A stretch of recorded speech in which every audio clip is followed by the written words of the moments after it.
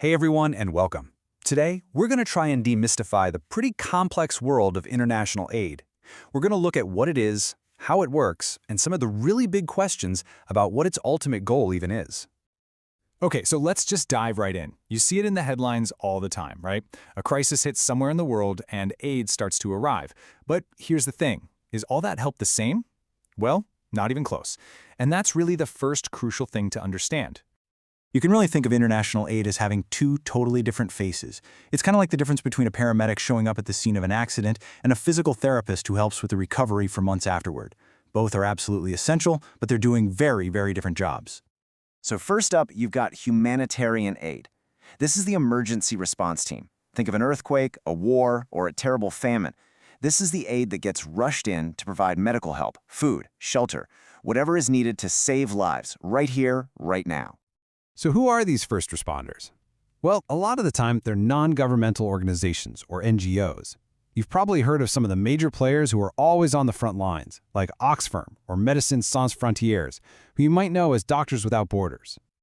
But then, on the complete other side of the coin, you have development aid. Now, this has nothing to do with the immediate crisis. This is the long-term strategy. It's all about helping countries build up their own economies and improve their quality of life through really specific, long-running projects. So, to just boil it all down, humanitarian aid is all about immediate short-term relief. Its main job is saving lives. Development aid? That's the long game. The goal there is building entire economies and creating growth that can last. Okay, so if development aid is about that long-term growth, what does that actually look like when you're on the ground? Let's take a look at the actual tools people use to try and build an economy from the ground up. Generally, the approach really focuses on three big areas that all work together: getting the right kind of technology in place, strengthening a country's basic infrastructure, and helping new, local businesses get started.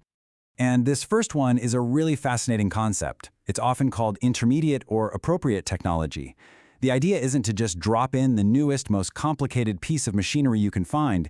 It's about providing equipment that actually makes sense for the local conditions. And, this is the most important part, that local people can learn to operate and fix themselves. That is absolutely key for it to be sustainable. Next up is infrastructure. I mean, think about it. You can't really have a healthy economy without things like reliable roads to move goods around or clean water supplies to keep everyone healthy. So a lot of development aid goes into funding these foundational projects. They're basically the essential building blocks for a stable society.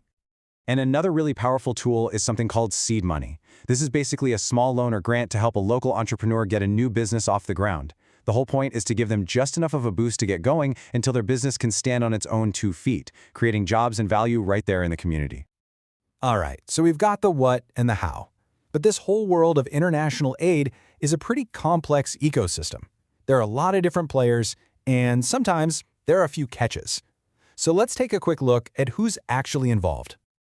Okay, so at the most basic level, you have the donor countries, the ones providing the money. And then you have the recipient governments who, well, receive the aid.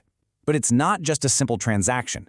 You've also got all those NGOs and other pressure groups, and they have a huge say in influencing where the money goes and what it's actually spent on. And it's also important to know that not all donor countries give the same amount, not by a long shot. The level of generosity really varies.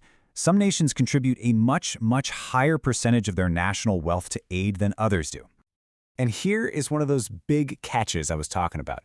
Some aid comes with strings attached. It's a practice called tied aid. And what it means is that the country receiving the money is required to spend it on goods and services from the country that gave it to them.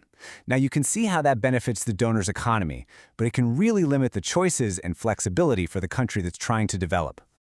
So, all of this brings us to the final and maybe the most important question of all. With all these different kinds of aid, all these different players and conditions, what is everyone really trying to do here? What is the ultimate goal? Pretty much everyone would agree that the main purpose of international aid is, or at least should be, to reduce poverty. But, agreeing on the destination is the easy part. The really hard part, and this is where all the debate happens, is figuring out the best way to actually get there. And that really leaves us with this final thought to chew on. A lot of people believe that the absolute best way to reduce poverty is to invest in long-term economic development. But is that always the best way to help? That is the central question that people in the world of international aid are still trying to answer.